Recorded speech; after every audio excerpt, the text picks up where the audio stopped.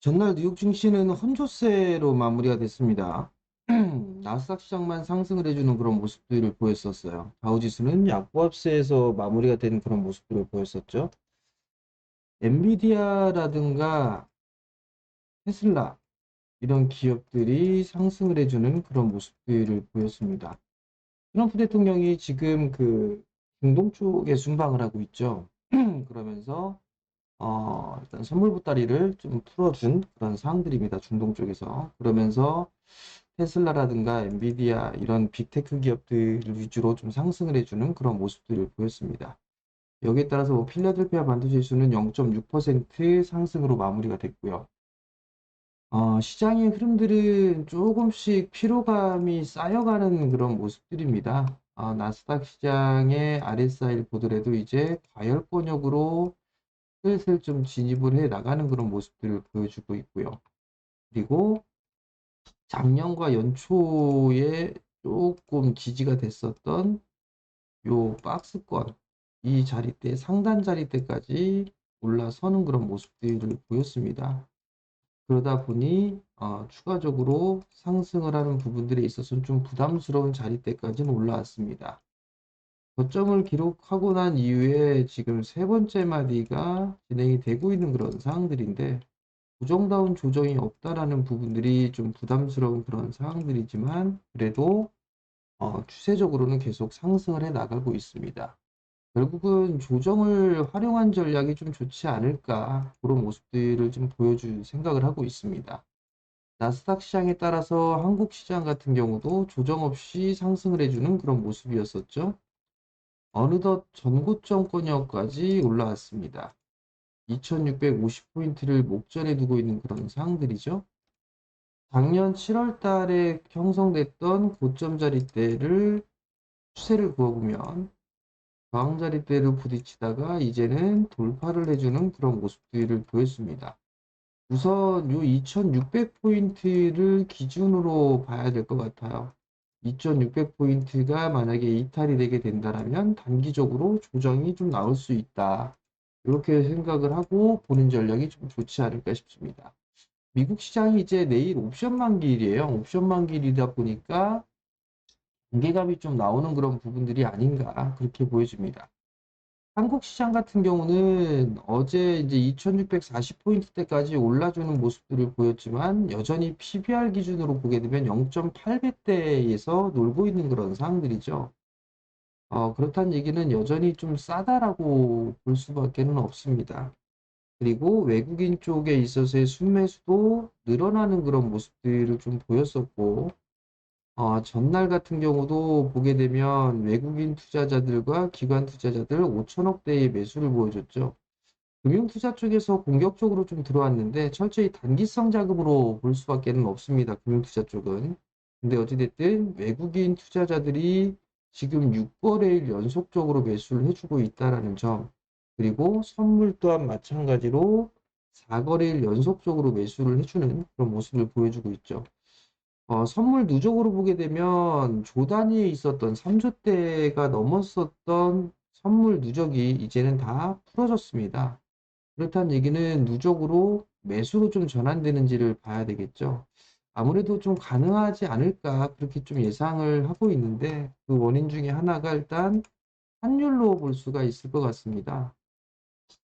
환율 워낙 강세가 유지가 되다가 1380원 언저리 때까지 밀려 내렸다가 다시 1430원 언저리 때까지도 반등이 나왔었죠. 그리고 어제 장 마감을 하고 난 이후에 속보가 나왔었습니다. 그 나왔던 부분들이 미국과 한국 여기에서 환율에 대한 이 회의를 했었다.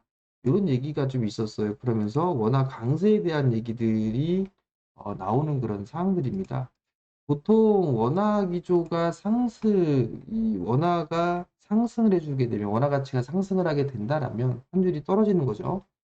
상승을 하게 되면 보통 외국인 투자자들은 좀 매수를 해주는 그런 모습들을 보여줍니다. 여기서 보시게 된다라면 지금 보게 되면 원달러 환율을 좀 보게 된다라면 원화가 강세 기조가 유지가 되게 되면 원화가 강세가 되게 되면 지수 외국인 순매수도 매수를 해주는 그런 모습들을 보였었거든요. 그런 상황들이기 때문에 이제 외국인 쪽 같은 경우는 매수로 좀 돌아설 수 있는 그런 가능성이 좀 생기지 않을까 그런 좀 생각이 듭니다.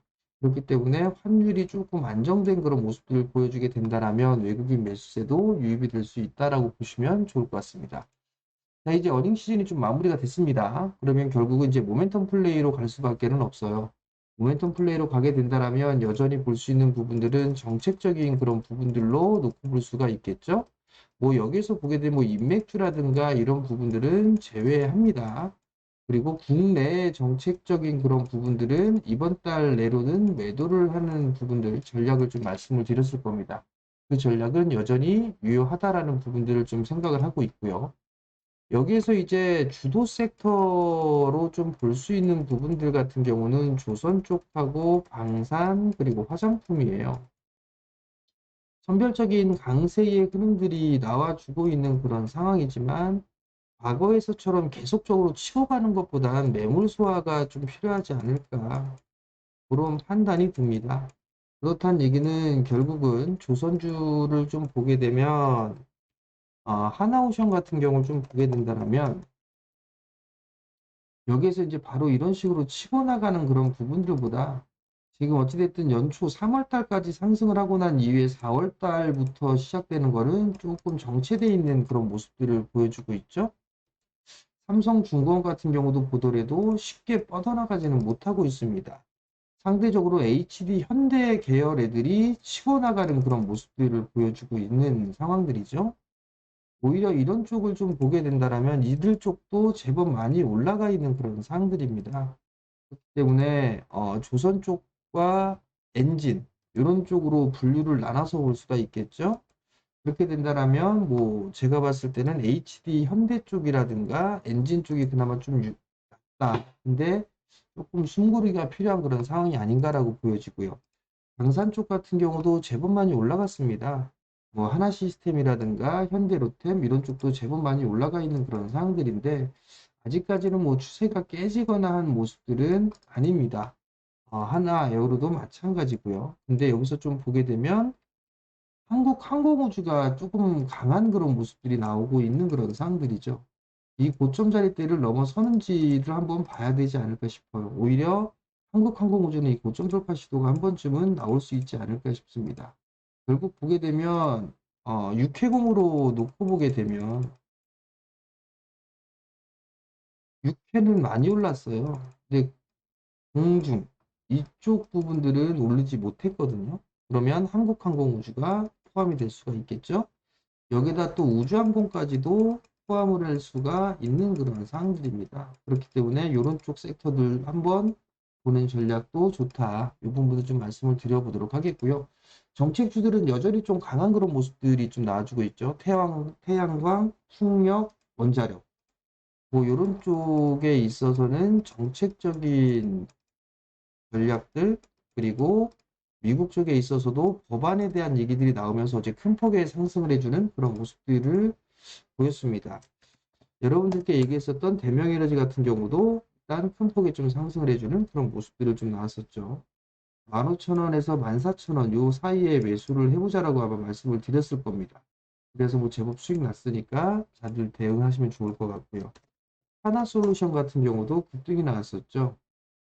2만원 이하 그리고 나서 바로 움직여주는 운이 좋았었죠. 그래서 거의 90%에 육박하는 그런 수익이 좀 나고 있는 그런 상황들입니다.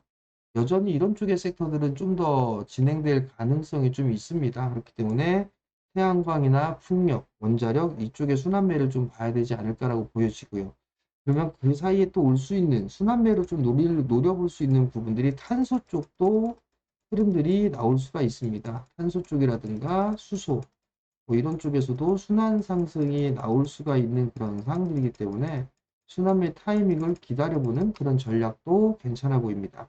섹터별 순환매로는 좀 계속 진행될 가능성이 좀 높아요. 그렇게 된다면 인공지능 쪽 이쪽이 흐름들이 좀 나올 수가 있겠죠. 어제 로봇 쪽과 에너지 쪽이 좀 강한 그런 모습들이 나왔었기 때문에 뭐 오늘 같은 경우는 로봇 쪽이라든가 또는 자율주행 이쪽이라든가 또 다른 부분들을 좀 보게 되면 2차 전지의 몇몇 중소형 종목군들, 뭐 나트륨 그 전지라든가 이런 쪽에 있어서의 패턴을 좀 만들어주는 그런 모습들을 보여주고 있는 종목군들이 있어요. 그런 쪽을 좀 본다든가 아니면 엔터주들 같은 경우도 눌림목을 좀 활용을 하는 그런 전략도 나쁘지는 않을 것 같습니다. 이 정도를 좀 보면 좋을 것 같고요. 그리고 여행객, 관광객에 대한 수요가 상당히 좀 늘어나고 있는 그런 상황들입니다.